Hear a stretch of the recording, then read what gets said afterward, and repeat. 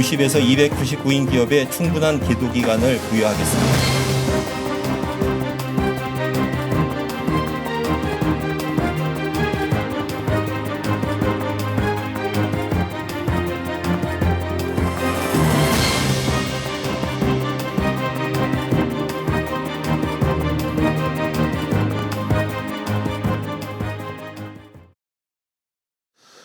내년부터 50인 이상 300인 미만 중소기업에 주 52시간 근로제가 도입됩니다.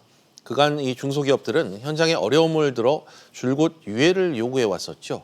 정부가 이를 감안해 계도기간 연장 또 특별 연장근로 확대를 골자로 한 보완책을 어제 내놨습니다. 그런데 경영계와 노동계 모두 반발하고 있어 향후 적지 않은 진통이 예상됩니다. 오늘 위정현 중앙대학교 경영학부 교수 모시고 이야기 나눠보겠습니다. 교수님 어서 오십시오. 네, 반갑습니다. 네.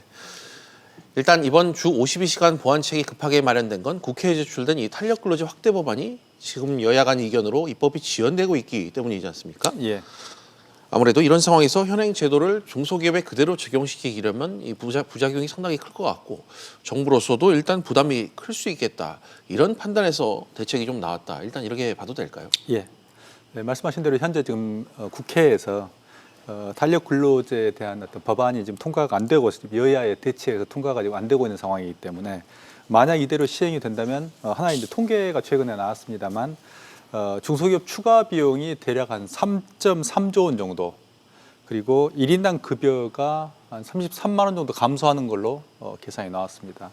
뿐만 아니라 이제 주 52시간이 이제 시행이 될 경우에 예상되는 그런 혼란들이 있습니다만 예를 들어서 이제 광역버스 기사들이 52시간 시행이 되면서 이제 기사가 부족해서 이제 운행이 중단될 거라는 예상도 좀 나오고 있기 때문에 예. 실제로 어떤 300인 미만의 중소기업 현장에서는 상당한 혼란과 지금 어려움이 지금 있는 게 사실이고 실제로 이제 그들의 어떤 설문을 해보면 66% 정도가 잘 모르고 있다 또는 현재는 아무런 대책이 없다 이런 어떤 대답을 내놓고 있는 상황입니다. 예.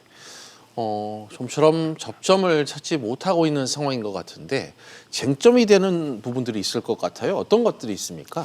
지금 여야가 지금 대치하고는 몇 가지 이슈가 있습니다만 예를 들면 이제 탄력 근로제에 대해서도 현재 3개월의 그 탄력 근로제를 정산을 하게 되죠. 즉 이제 탄력 근로제가 이제 어떤 것이냐면 어떤 주일은 주 52시간 넘겨서 일을 하고 어떤 주일은 주 52시간보다 작은 시간을 일을 하고 그렇습니다만 전체적으로 3개월 안에서 또는 그 해당 주일 안에서 정산을 해보면 나중에는 그 시간이 이제 52시간을 맞추는 이런 형태의 제도입니다만 예. 거기에 대해서는 여당 같은 경우는 탄력 근로제를 대략 한 3개월이지만 6개월 정도까지는 뭐 가능하지 않느냐 이런 입장을 즉 현재 이제 3개월이 타당하지 않느냐 입장을 가지고 있는데 반해서 이제 한국당 같은 경우는 6개월 나아가서는 1년 정도가 필요하지 않느냐라는 어떤 입장을 좀 가지고 있습니다. 뿐만 아니라 이제 특별 연장 근로가 좀 있습니다만 현재 이제 특별 연장 근로라는 것은 이제 천재주 즉 52시간을 넘어서는 시간을 이제 일을 할 수 있게 하는 이런 어떤 예. 제도입니다만 이게 이제 천재지변이나 뭐 재해 사고가 발생했을 때로 이제 법적으로 그 규제가 좀 돼 있습니다. 근데 이것들을 야당 같은 경우는 이제 사업상의 이유 즉 경영상의 이유를 추가해서 그걸 이제 법적으로 좀 반영을 하자, 법률을 반영하자 이런 입장을 좀 가지고 있습니다. 그래서 여당과 여야의 입장의 어떤 차이가 크기 때문에 현재 국회에서 이 부분이 좀 합의에 이르지 못하고 있는 상황입니다. 예. 어제 보완책 내용도 좀 하나씩 살펴볼까요? 우선 이 정부가 계도 기간을 운영키로 했습니다. 이건 앞서 이 대기업에 계도 기간을 줬던 것과 좀 같은 맥락으로 봐야 될까요?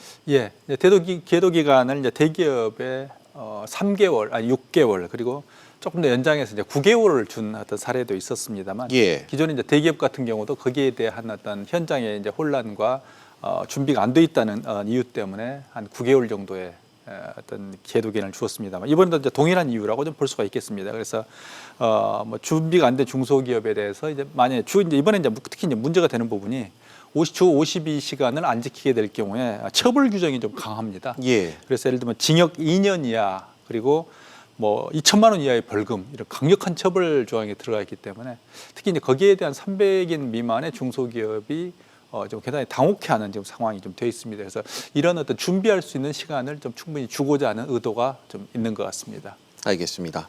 말씀하신 대로 일정 기간 동안 단속하지 않는다고 했지만, 처벌하지 않는다고 했지만 계도 기간이 얼마나 될지 또 구체적인 기간은 명시되지 않은 그런 상황입니다. 특히 이 소규모 기업 같은 경우 더 긴 계도 기간을 주겠다. 이런 애매한 표현도 어제 나왔다고 합니다. 교수님, 이 부분은 해당 기업들에게 좀 혼란을 줄 수 있는 부분인 것 같은데 어떻게 생각하세요? 예, 지금 현재 그 계도 기간 자체가 지금 분명하게 몇 개월이라고 나오지 않고 있는 상황이고, 예. 다만 이제 이제 기업에서 이제 이 노동부에서는 이 부분이 대략 한 9개월 정도가 아니겠느냐, 그 필요에 따라서 뭐 3개월을 더 줄 수 있다. 예를 들어서 이제 해석이 나오는 게 기업 규모에 따라서 예를 들면 100인에서 300인 미만의 사업장에는 계도 기간을 한 6개월, 9개월 정도 부여하고 필요시 한 3개월 정도를 더 줄 수 있다. 뭐 이런 어떤 해석이 나왔고, 예. 50인에서 99인 같은 경우에는 계도 기간 1년에 대략 한 6개월을 뭐 추가해 줄 수 있다라는 해석이 나오는 상황입니다. 하지만 그런 것들이 명확하게 몇 개월을 더 준다, 덜 준다는 부분들이 향후에 구체적인 어떤 디테일한 세부 안을 마련하는 과정에서 결정될 것이기 때문에 아직 그 부분에 대한 정확한 어떤 해석이라든지 정확한 어떤 가이드라인은 아직 현재 나와 있지는 않습니다. 예. 말씀하신 것처럼 이 계도 기간과 관련해서 지금 경영계와 노동계는 각기 다른 비판의 목소리를 내놓고 있는 상황입니다. 먼저 중소기업 같은 입장에서 보면 당장 숨통은 튀었다 이런 반응들은 나오고 있지만 미봉책에 불과하다 이런 평가들이 주를 이루고 있습니다.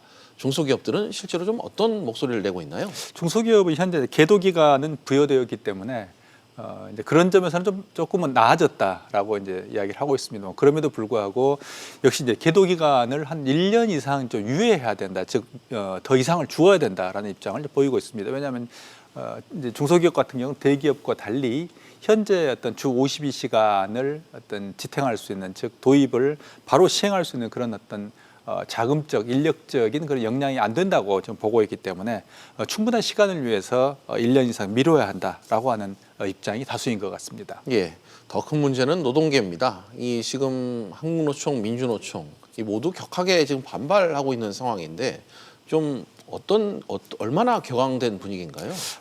예를 들어서 이제 민주노총 같은 경우는 총파업하겠다, 준비하겠다라고 이제 그 정도로 조금 강하게 지금 비판하고 있는 예. 상태이고, 한국노총도 여기에 대해서 현재 그 어떤 즉 52시간 어떤 제도 자체를 무력화하는 그런 어떤 시도다라고 해서 이제 반발을 하고 있습니다. 그런 점에 대해서는 향후 이번 시행을 노동계에서는 바로 시행을 좀 요구하는 이런 목소리가 양대 노총에서 나와 있는 상태입니다. 예. 보완책 가운데 또 살펴봐야 될 부분이 있습니다. 특별 연장 근로를 최대한 확대하겠다 이 부분인데요. 그러면서 경영상 사유가 인정될 때 이런 요건이 덧붙여지기도 했습니다. 교수님, 이 역시 명확하진 않은 것 같아요. 사실 경영상 사유란 게 기업 상황에 따라 좀 달리 얼마든지 해석될 수 있는 부분 아닙니까? 예, 그 부분에 대해서 이제 경영 사유라는 것에 대해서 이번에 노동계에서 좀 강하게 비판하고 반발하는 게 바로 그 이유 때문입니다.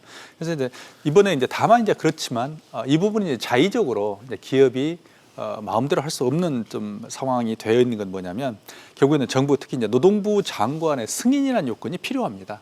그래서 그렇기 때문에 기업이 경영상의 어떤 사유로 자의적으로 마음대로 이런 것들을 연장근로, 특별 연장근로를 할 수는 없게 되어 있습니다. 그래서 네. 어디까지나 정부, 특히 노동부의 승인을 받아야 되기 때문에 그런 점에서 이 결국에는 경영상의 사유라는 것들을 어떻게 우리가 가이드라인을 정하느냐, 이 또한 노동부의 이제 역할이 지금 주어진 상황입니다. 이제 그런 점에서 향후 특히 이제 경영상의 사유에 대해서 노동계가 강하게 반발을 하고 있는 만큼 이 가이드라인을 어떻게 잡느냐가 또 한 번 논점이 될 것 같습니다. 네. 만에 하나 기업들이 제도를 악용한다고 판단했을 경우에 그 피해는 고스란히 근로자가 볼 수 있다. 이런 관측도 있습니다. 노동계가 우려하는 부분이 바로 이런 부분 아닐까요? 예, 그렇게 볼 수 있습니다. 그래서 노동계에서는 실제로 주 52시간을 무력화시킨 하나의 조치가 아니겠느냐라고 그냥 강하게 반발하고 있습니다만, 거기에 비해서 이제 노동부나 정부의 입장 같은 경우는 중소기업 같은 경우는 현재 이제 대기업에 비해서 현저하게 준비 정도가 낮기 때문에 이런 부분을 통해서 충격을 좀 완화시키겠다라고 하는 입장입니다.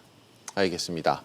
정부로서도 이 고심 끝에 내놓은 절충안일 것 같습니다. 현재로서는 주 52시간 근로제 앞날이 상당히 험난하다. 이런 관측이 지금 중론입니다. 일단 교수님, 정부가 정책적인 이 디테일을 좀 더 신경을 써야 될 것 같은데 어떤 부분이 좀 보완이 되어야 된다고 판단하시죠?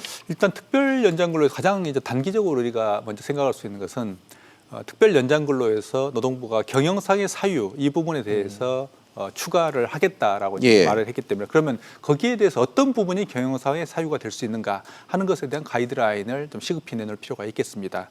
좀 더 우리가 이제 또 더 나아가서 이제 보게 되면 실제로 이제 이번 준비 기간 자체가 너무 짧았기 때문에 예. 현재 개별의 어떤 중소기업에 대해서 얼마만큼 실질적으로 52시간에 맞는 어떤 도움을 줄 수 있는가, 즉 예를 들면 생산성 이슈도 그렇습니다만 전반적으로 이제 중소기업의 어떤 맞춤형 컨설팅이라든지 이걸 통해서 현장의 어려움을 얼마만큼 도와줄 수 있는가 하는 것들이 중요한 향후의 과제가 될 것 같습니다. 예. 이낙연 국무총리도 결국 정부가 보완할 부분은 그 국회 입법이 좀 통과되는 부분이 필요하다는 의견을 피력하기도 했습니다. 끝으로 이 주 52시간 근로제 연착륙을 위해 정부가 방향성을 좀 어떻게 가져가야 될지 좀 기준을 잡고 가야 될 부분이 있다면 이 부분도 좀 짚어주시죠. 기본적으로 이제 정부는 단기 대책, 장기 대책 두 가지로 좀 볼 수가 있겠습니다만 단기적으로는 현재 이제 법안이 빨리 이제 통과되는 걸 정부가 이제 요청을 하는 어떤 방법 그리고 예를 들어서 뭐 경영상의 사유라든지 현재 나와 있는 구체적인 어떤 가이드라인에 대한 디테일을 좀 만드는 과정일 수 있겠지만 장기적으로는 중소기업의 생산성 향상과 결국 구조조정이라는 아주 중요한 과제가 좀 놓여 있습니다. 그래서 예.